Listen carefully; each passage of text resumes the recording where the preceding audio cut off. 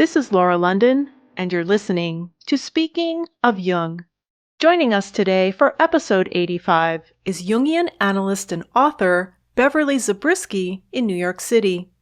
She began her career as a journalist for Gannett Newspaper and was at Time magazine for 7 years as their theater reporter. She then went on to earn a master's degree from the Wurzweiler School of Social Work and began training as a Jungian analyst at the Jung Institute Zürich, later receiving her diploma in Analytical Psychology from the Jung Institute of New York. She is a founding faculty member and former president of the Jungian Psychoanalytic Association, past president of the National Association for the Advancement of Psychoanalysis, and past vice president of the Philemon Foundation, publishers of the Red Book and the Black Books of C.G. Jung. In 2002, she was named Psychoanalytic Educator of the Year for the International Federation of Psychoanalytic Education. Her 2007 Fay Lectures at Texas A&M University, part of the annual Fay Lecture Series in Analytical Psychology, was titled Transformation Through Emotion, From Myth to Neuroscience. Currently, she serves on the executive committee of the Helix Center for Interdisciplinary Investigation at the New York Psychoanalytic Institute and sits on the editorial boards of the Journal of Analytical Psychology and the San Francisco Jung Journal.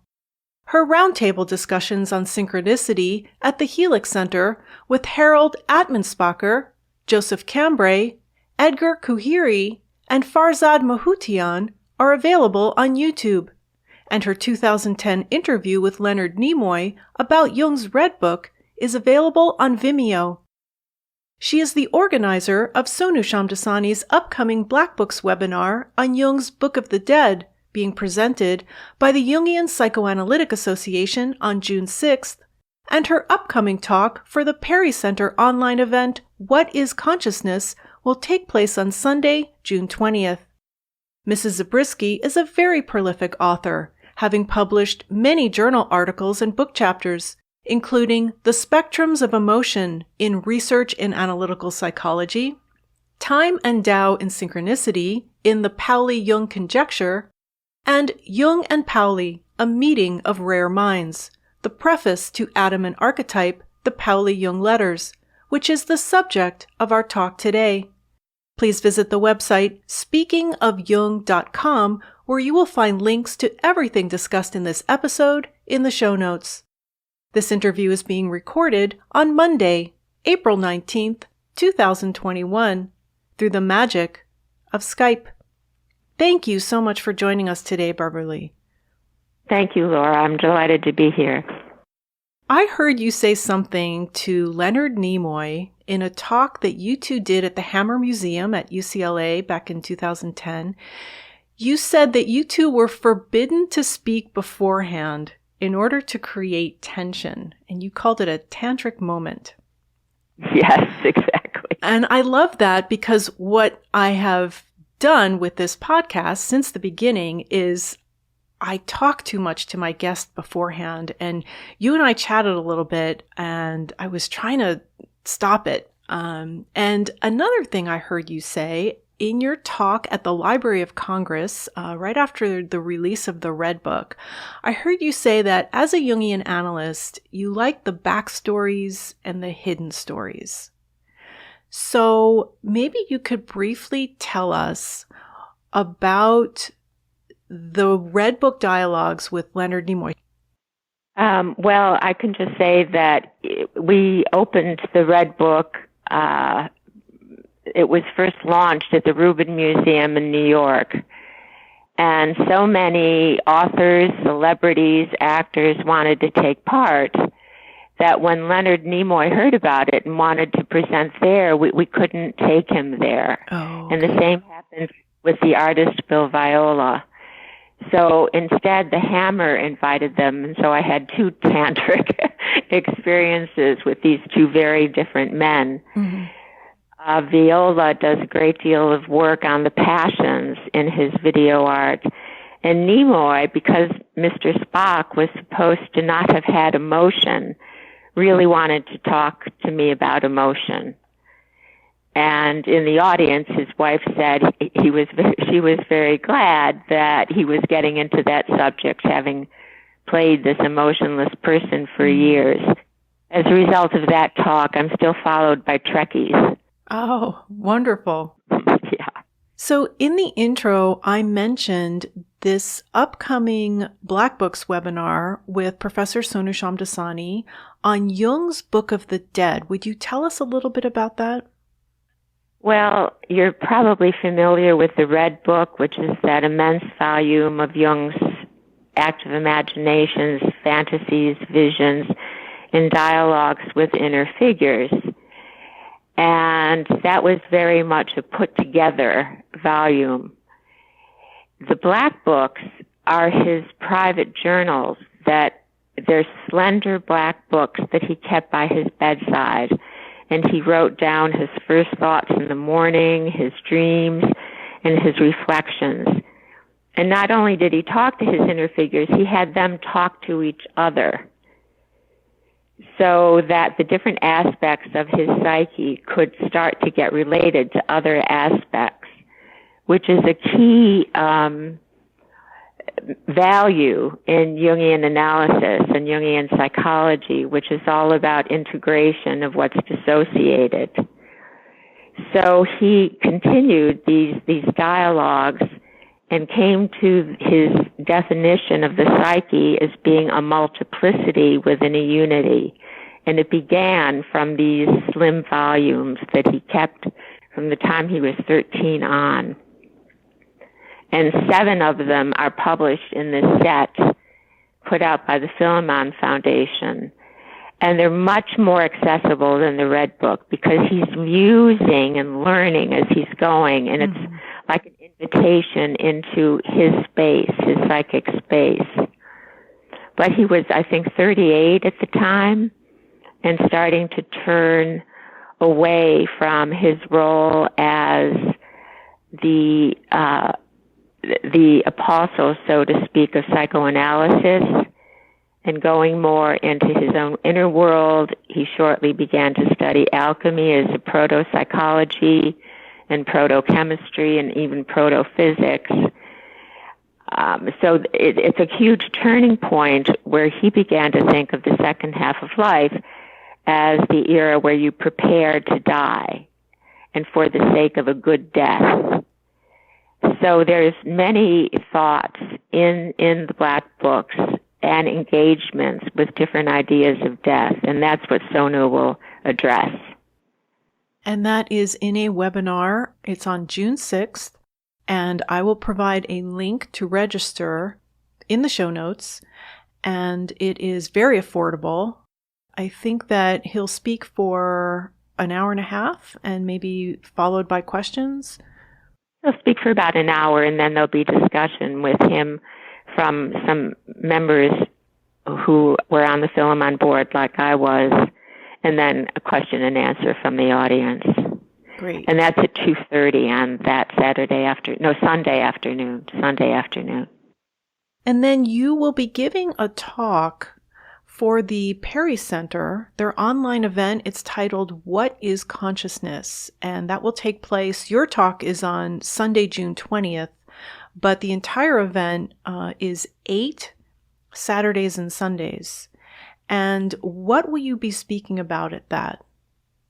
Well, I'm just now putting together a title. I think it will be, I'm not sure what it will be, okay, but I know that it will be emotion, synchronicity, and surprise will be the topics, because you may or may not know this, but most people agree on either 6 or 8 basic survival emotions.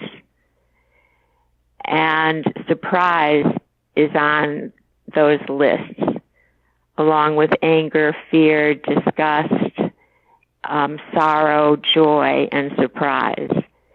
So in other words, the capacity for surprise is a physiological survival emotion that functions in the instinctive realm.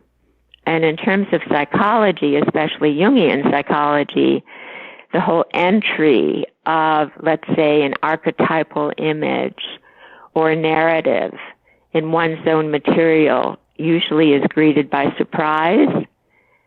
And there's some of us who believe that in any analytic session, there is the entry of a kind of analogy in terms of how one views one's own experience in the light of the history of the human species that's essential and is accompanied by this experience of surprise. And Jung thinks about it as the entry of an archetypal motif.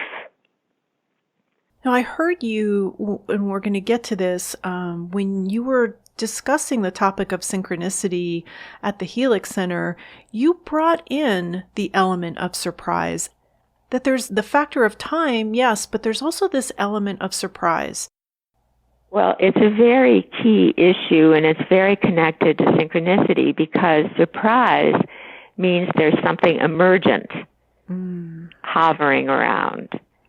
And so the capacity for surprise means there's also an openness to take in some new information. And that's in contrast to something Jung said in the vision seminars, that security is a blasphemy against the self, because it means that we're seeking a kind of security that we can stay feeling safe and complacent within. And so to let in something that's surprising is the beginning of a new process. Does that make sense to you? Yeah, I love that. I'm going to look for that. It's in the vision seminars. So let's start with the book that we're here to talk about today. It is titled Atom, Atom, and Archetype, the Pauli Jung Letters. It was edited by C.A. Meyer, who was a psychiatrist and a Jungian analyst. He was very close to Jung. He was the co-founder and the first president of the Jung Institute in Zürich. And the book contains the correspondence between Jung and Wolfgang Pauli, and it outlines how they were working out this theory of synchronicity. So I'd like to ask you, firstly, how did you become involved with this book? I'm still asking myself that question. Okay. I was asked to review an article, or several articles by scholars. And because I had been studying alchemy, I'd been studying Jung's interpretation of alchemy. I was drawn to see where science had gone with some of the same basic principles as in alchemy. But my own last experience with science was dissecting the frog in college. Yeah. And I'd never taken physics courses, so I took 2 years to read and try to put together what Pauli was saying with what Jung was saying. And then I had a couple of physicists vet it, and I wrote it as a journal article. And then Princeton wanted to put out a book of the correspondence and asked me to do the preface based on the journal articles. Well, it's wonderful. I think it's 24 pages long, and it is fascinating. But I would just like to back up first for the listeners who are not familiar with Pauli. We are talking about the physicist Wolfgang Pauli, and would you tell us briefly who he was and how he knew Jung? Well, he was considered the most brilliant physicist of his generation, and he eventually got a Nobel Prize for physics. But he was also thought to be irascible, and he was called the scourge of physics and the conscience of physics. And when he was 18 years old, he went to a lecture of Einstein's and stood up and criticized one of the theories. And Einstein said he'd never met someone so brilliant as this 18-year-old. But it was the Pauli effect was thought to be that any time he walked into a laboratory, all the glass vessels broke, as if his irascibility affected the material around him. So he had a real mind-matter effect. That's interesting you mentioned that. I've heard of that happening before. It is outlined by Lynn Buchanan in his book, The Seventh Sense. Did he ever mention that? Did he ever talk about that? Well, he certainly cooperated with the fantasy or the reality of the Pauli effect.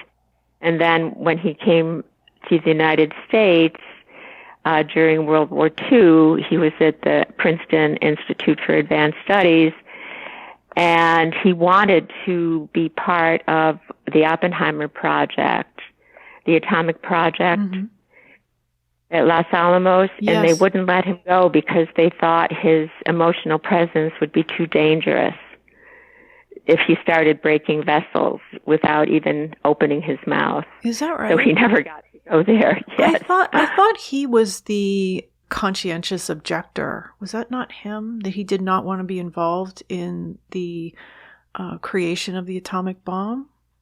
I don't remember that exactly. That was certainly Einstein, yeah. But I'd have to go back and really review that.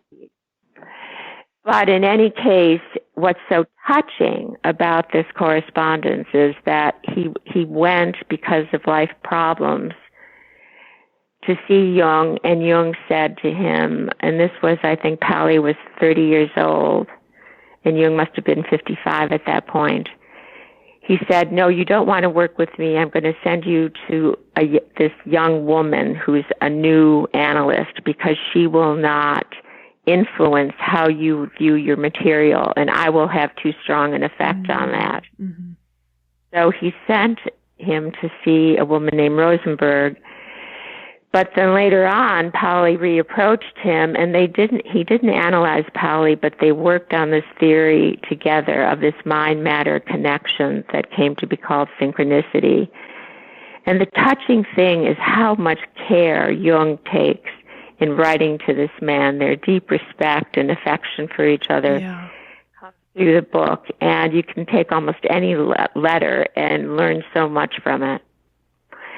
So together they developed this idea that causation is not the only principle in matter, but that there's also a whole method of, let's say, correlation would be one way to think about it, where things are linked not because they are cause and effect, but because they can be granted a meaning that has some similarity with what has happened when there is a meeting of something external and internal in a person's mind or psyche. And unfortunately, the term synchronicity gets thrown around quite a bit. As you may know, Sting had a whole album called Synchronicity.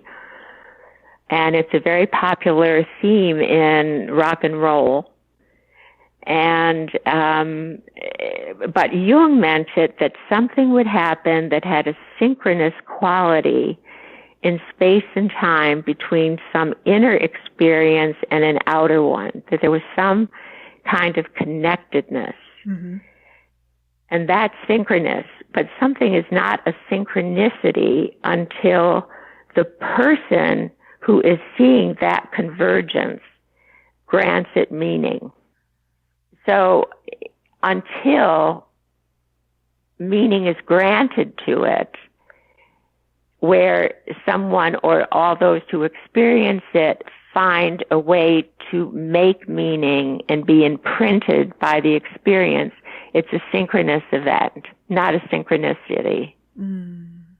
So what's so important there is that it was Jung's attempt to cut across magical thinking, like anything that happened was an intervention of the gods, if it had a strange, eerie sense of coincidence to it or impact. But it's funny that it has almost been taken over as if it's another experience of magical thinking. Yes, and this element of there being a connection between a mental state and a physical state is so important to exploring this further, and it's something that I think gets left behind. And the general use of the term synchronicity is when two things are connected and somebody attributes meaning, but they're not necessarily a mental state and a physical state. They're two physical states. So what would you call that? Well, you have to look at it from Jung's emphasis on the psyche as an active agent in life. And that it's the psyche, especially once a person learns how to have self-esteem and how to value themselves, that can grant meaning to any kind of convergence or connectedness. It could be, for instance, a synchronicity could be a psychic dream with an image in it that may describe what later turns out to be the way a person dies. I've had that experience with several patients, and I wrote about it in a volume called About a Body. It can be several people in a room having a same image that comes up spontaneously. One summer, Esther Harding, who was a very distinguished Jungian analyst, had 9 of her patients analyzans for a month at Bailey Island in Maine. And at the end, she asked their permission to give a presentation that they had each had dreams of turtles. So it could be an image that comes up among many different people at the same time, as well as an individual experience. But for those 9 people, until they made meaning of it, it was not yet a synchronistic event. And I've had that with patients. I had one instance where a patient is coming down the hall toward my door, and I open the door and I have an image of a lobster. And then we sat down, and later on, she said, I was on Canal Street in New York, and a lobster came between me and the other car. So how do you explain that we both had that image of a monster come up as soon as I entered her psychological field? Because that's what an analyst does. You go into the patient's field. So then we each would have to make meaning of that for ourselves before it was a synchronistic event. And so let's use that as an example. What did you do with that? Because a lot of the times when I talk to people about the synchronicities they experience, they tell me about the synchronicity, but nothing after, nothing, what did you do with that image? Or how did you move that forward? Well, I'll talk about that more outside of a clinical situation. Okay. Let's say I had a dream of a snake, and we now know through this incredible work that's going on in neuroscience that we have many, many layers of consciousness in us, going back to sponges and going through lizards and reptiles and animals, and that's all parts of us and our being and our consciousness. So I would, in that instance, for instance, do research on snake, and I would find out, which I did, that the snake is the first of creaturehood that has emotion, that reptiles are the first beings or species with emotion. And Jung talks about it that when a snake appears in the psyche, it's the beginning of a new emotional phase. So I would try to dig down into myself and see what is the newest emotional experience I am having. And I would try to ground that as sort of the movement of a kind of psychic but also physical energy in me, and then give it recognition, give it value, and allow myself to let the emotion tell me what is trying to emerge. You would look at a synchronicity analytically as you would look at a dream? Yes. Insofar as dreams are the emergent part of our psyches. And you would look at the elements involved in the synchronicity. You would look at them symbolically. You would look for associations and amplifications. Yes, and Jung talks about bringing in associations and amplifications as opening the field to synchronicities, because they give you a way to view your own material from outside yourself with the amplifications and associations. Mm-hmm. So I want to back up a little bit and talk about how Jung's concept of synchronicity was developed, how he developed it. And you had mentioned Albert Einstein, and I heard you say that Jung's three greatest influences were William James, the psychologist William James, Sigmund Freud, and Albert Einstein.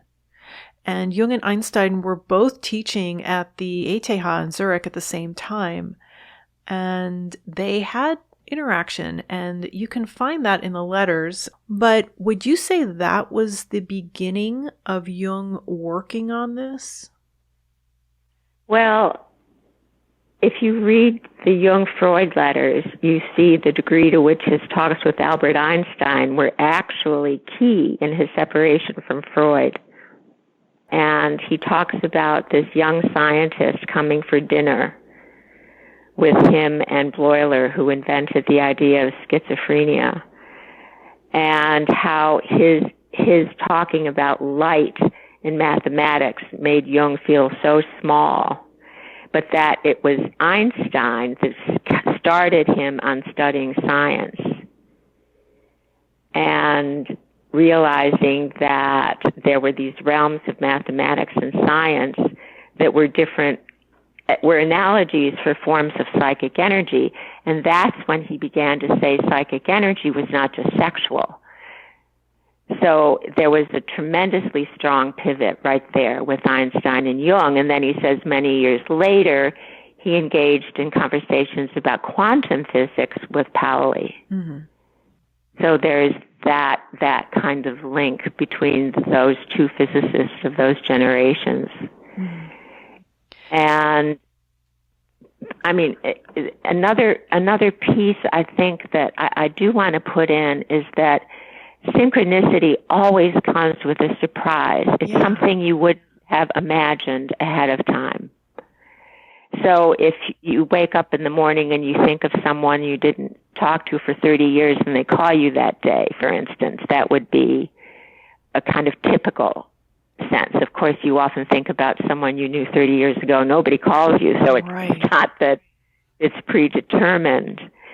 But unless there's an element of surprise, nothing new is entering in. So when you take the surprise seriously, then you sort of lend yourself to it. And Jung and Pauli had to work out together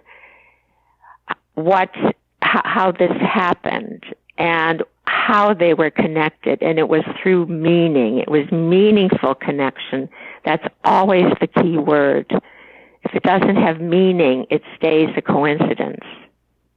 Would you give us an example of something that is meaningful versus something that is not meaningful? Well, remember, because Jung is talking from the point of view of the psyche, it's only the psyche that can make meaning for the person. So it so depends on the receptivity to be able to sort of be humble enough to take an experience in and spend time with it and let it talk to you until what its imprint on you is meant to be. And usually that comes along with an emotional experience. And now, as we know from neuroscience, emotions research, where Jung is now cited often, that it's emotion that's the basis for cognition, that unless there is an emotion, the thought doesn't rise up to consciousness. So this is about an emerging consciousness-making project.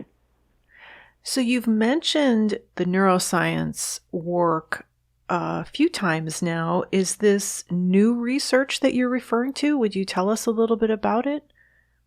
Well, and there was no real emotions research until the 1990s because it was thought that emotion was an inferior subject for research.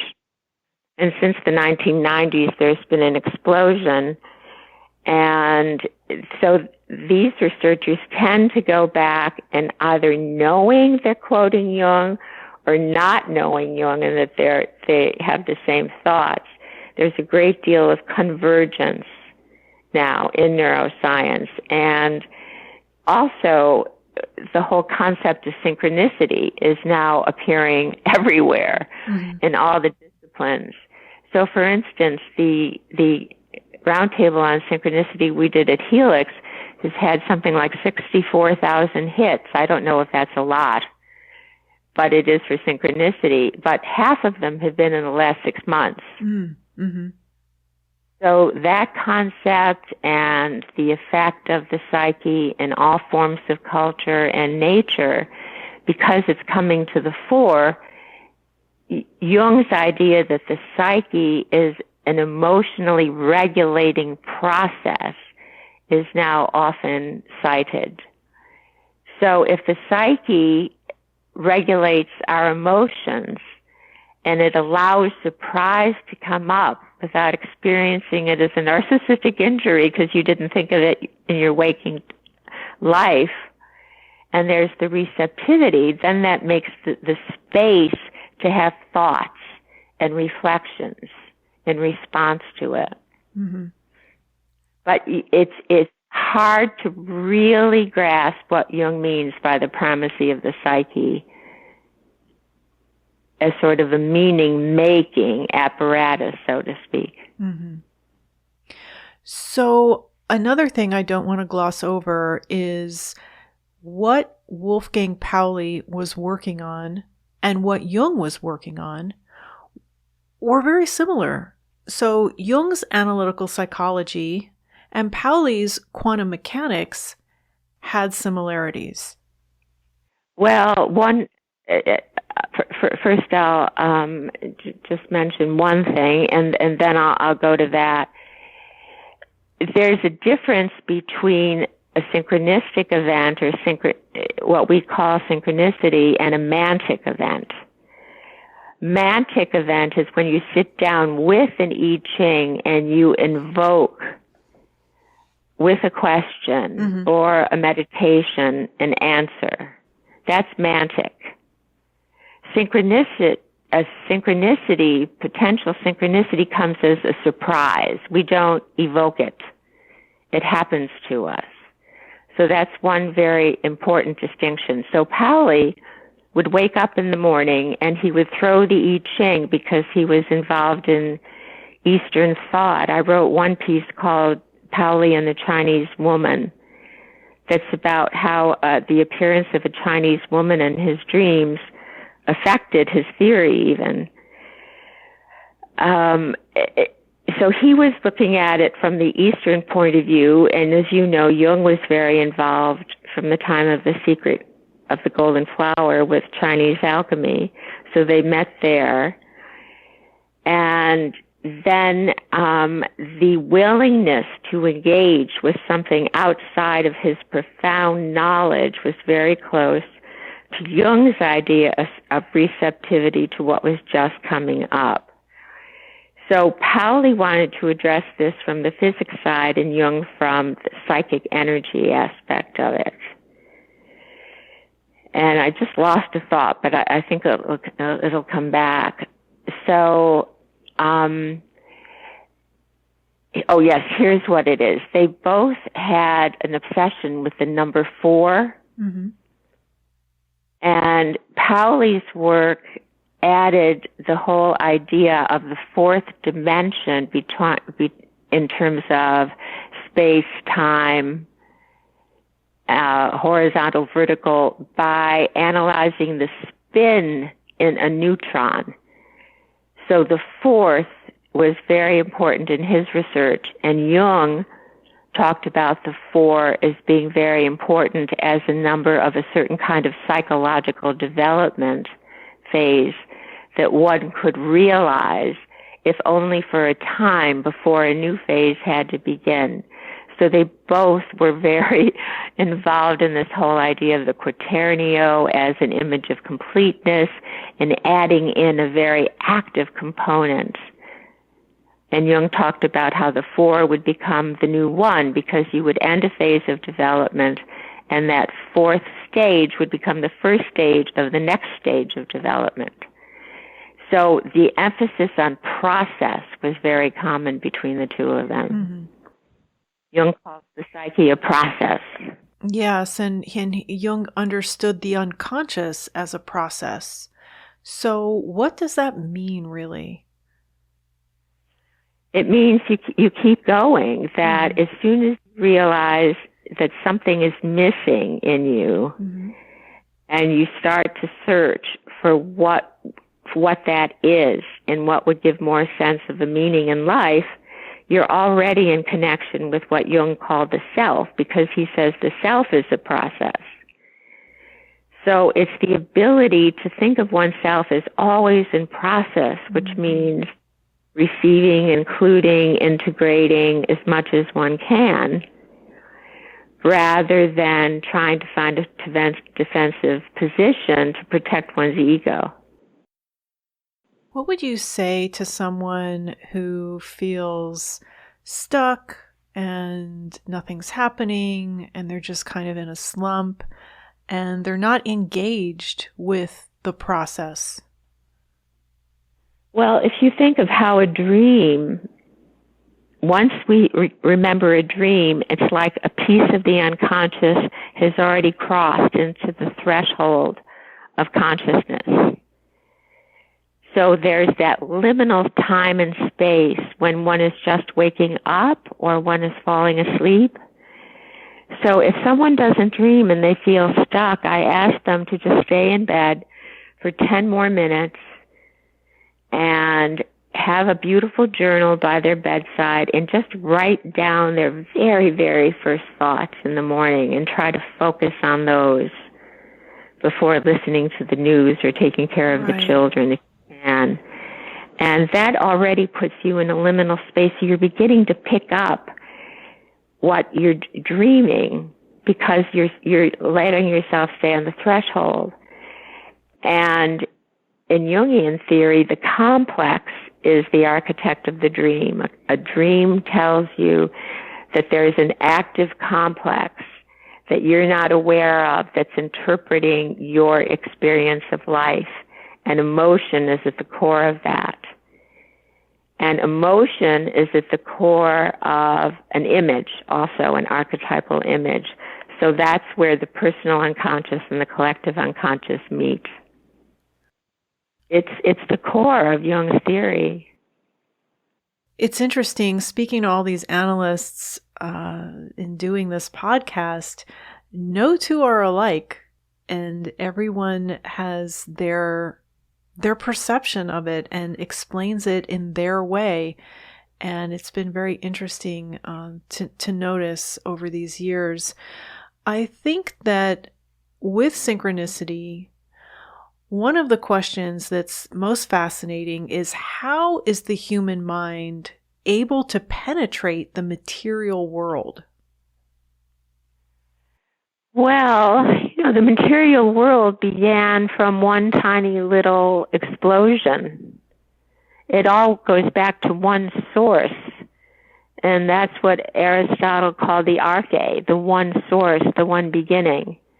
And that's the word that then Jung applied to the archetype as emerging from the most common inherited ground of our being. And in that one source, which determined the natural laws of the universe, time and space are not there. They come along later. Time is not one of the natural laws of the universe. So time is how human beings measure change. So then from that one energy expulsion, then happened something called frozen accidents, where certain random gases came together so early that it's as if they're part of the natural laws of the universe. And it's thought that the human species is a somewhat unfortunate collision of random gases. Uh-huh. If you talk to a physicist about it. So we are made of the same material as our own galaxy, and physicists and mathematicians talk about the anthropic principle, that it's only because we are part of this galaxy and we are made up of the same component as stars. We're stardust. That our minds can embrace and explore and research and come to some theories about our universe. And if we were in a different galaxy, we wouldn't be able to. And if somebody came here from another galaxy, they wouldn't be able to, because they're not made of the same stuff. Mm. And this anthropic principle is a very serious principle among physicists and astrophysicists. So we're part of it. And then it got diverged in sort of the Judeo-Christian tradition, which separated mind from body and soul from body. Yeah. And now there's this attempt to bring it back together in terms of human beings realizing that they are of the same stuff, but bring a kind of mind energy, mindful energy, psychic energy to bear, and can make meaning of it. That psyche and matter are not two things, but two aspects of one thing. And the great researcher in this is Harold Ottmansbacher, yes, a Swiss man at the University of Zurich and the ETH, and he talks about dual aspect monism, that we all come from the same one source, and then matter and psyche are just dual aspects of that one source. And Dr. Ottmansbacher is one of the speakers in the roundtables that I mentioned in the intro that you organized and moderated for the Helix Center back in 2014. There are two of them. They were both filmed and are available on YouTube. I will have links in the show notes. And would you tell us a little bit about how you put those individuals together? Because it is fascinating. And I highly recommend everybody who is interested in synchronicity to watch these two videos, because they're two Jungian analysts and a rocket scientist at Princeton University, Dr. Ottmansbacher, and then Dr. Choueiri. So would you tell us a little bit about them? There were actually 5 of us, and the 5th one was Mahutian. Yes, I'm sorry. Yes, he was actually my favorite. He's incredible. He's incredible, and what he did was he brought in teams of observers into scientific laboratories. And as you may know, in quantum physics, they think that the presence of the observer and how the observer measures the elements in the experiment actually affects the experiment. So he brought in a team of observers and tracked how their observation of the scientists changed what the scientists expected in the experiments, and therefore changed the results of the experiments. Yes. Edgar Choueiri is a plasma propulsion rocket scientist for Princeton and at NASA. And so he develops plasma propulsion systems to send spaceships to Mars and beyond right now. And I met him at a cocktail party, and as soon as I heard he was a physicist, I said, "Oh, I have a great crush on a physicist." And he said, "Wolfgang Pauli." I have a crush on him too. So that's how our relationship began. Oh, I love it. And Joe Cambray, of course, I've known as a colleague and Jungian analyst, and I knew Farzad through other kinds of conferences. I want to mention one other thing that's yes. A little off topic, but it isn't really. Sure. At Ottmansbacher's Science of Consciousness conference in June 2019, I heard a woman speak from Boston, and she's an expert in placebo medicine. And I was so fascinated by her, I had her come to a recent roundtable at Helix on placebo, nocebo. What has a positive effect because of a belief system and what has a negative effect, like thinking you're being cursed. It turns out that there is in our brains a receptivity to activate a placebo system within our bodies. So a placebo can have an actual physical effect. It's not a fake. So it's one of the great examples in up-to-date modern science of the whole idea of synchronicity, that something comes in and there's no absolute causal effect, but there is an effect in terms of the receptivity that it activates in the body that has a healing quality. So I urge you to watch that placebo roundtable as well. So that is available on their YouTube channel? Yes. Oh, wonderful. Okay, I will definitely get a link to that in the show notes and have a look at it myself. So as we wrap up today, Beverley, I wanted to ask you to say a little bit more about the experience of synchronicity and paying attention to the images that come up, the emotions that are around it. Yes, and one way to think about this is to imagine oneself as trying to exist in a kind of threshold state where one is paying attention to what arises from within, whether it's dreams or fantasies or affect or emotion, and give it a little space to speak to one, and to let some element of discomfort or unease, even shame about what one has dreamt, to come in, engage it, and work to bring those different parts of oneself together. I always say, if someone comes in and says, what dream should I tell? I always ask them to tell me the one where there's the most emotion and the most discomfort that they would most like to suppress.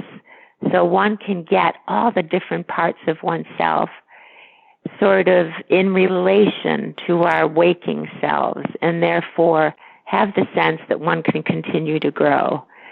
So synchronicity, carrying that element of surprise and entry, is just a lovely occasion. It's sort of an invitation to continue. And also from a Jungian view, a symptom is an occasion to move forward. The symptom is trying to push us to pay attention to something in ourselves so we can continue. So that's what comes up from the unconscious, a kind of push into the future, often using images of the past as well as emotions of the present. Wonderful. Thank you so much for joining us today. Thank you, Laura. I appreciate the invitation and the time. Please visit the website Speaking of Jung, that's JUNG.com, for more information on everything that was discussed in this episode. There you will also find all of the previous episodes of this podcast, which are available to stream or to download for free. This podcast is also available on Apple and Google Podcasts, Spotify, and Amazon Music. And it will be available later in the week on our YouTube channel, Jungian Laura. You can also listen to this episode on your Amazon Echo device, simply by saying, Alexa, play Speaking of Jung on Apple Podcasts. Just be sure to pronounce Jung with a hard J. Links to Amazon's new Echo devices can be found in the show notes. So with special thanks to Princeton University Press, the Helix Center, and to Margaret Clank, this is Laura London, and you've been listening to Speaking of Jung.